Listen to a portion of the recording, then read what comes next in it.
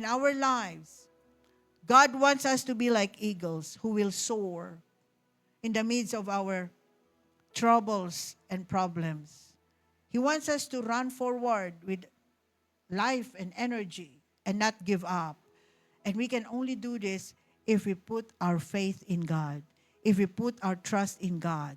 So kung tayo po ay running away from God, it is now time to stop running. Amen? And acknowledge God in your life.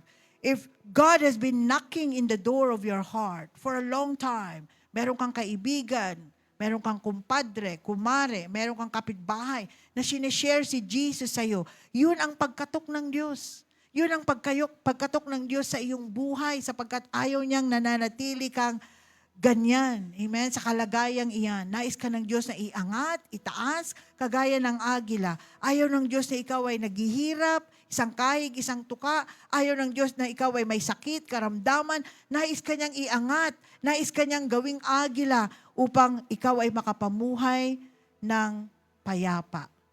Imagine your life struggling all your life. You know, fighting so hard, but not winning. Amen? Lahat ginawa mo na pero hindi ka naman nananalo. Bakit hindi mo subukang ang Diyos ang lumaban sa'yo? Amen? Ibaba mo lahat ng mga ginagawa mo, sabihin mo, Lord, ikaw na.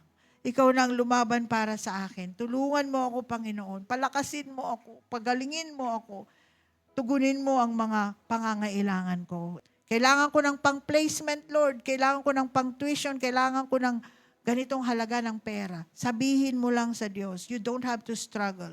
Ang maraming tao, kailangan ko ng ganitong kalaking pera. Magtatrabaho ako. Trabaho. Hindi po masama magtrabaho. Pero bago ka magtrabaho at ubusin ang lakas mo sa trabaho, isabihin mo sa Diyos, kailangan ko ng ganitong pera, Lord. Kasi baka naman may ibang paraan ng Diyos na ikaw i-bless. Hindi mo na kinakailangang mamatay sa pagtatrabaho. Di ba?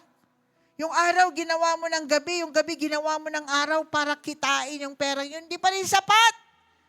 Baka naman pwedeng subukan mo ang Diyos sapagkat kaya niyang ibigay gaano man kalaki ang iyong pangangailangan. Amen? Amen. Amen.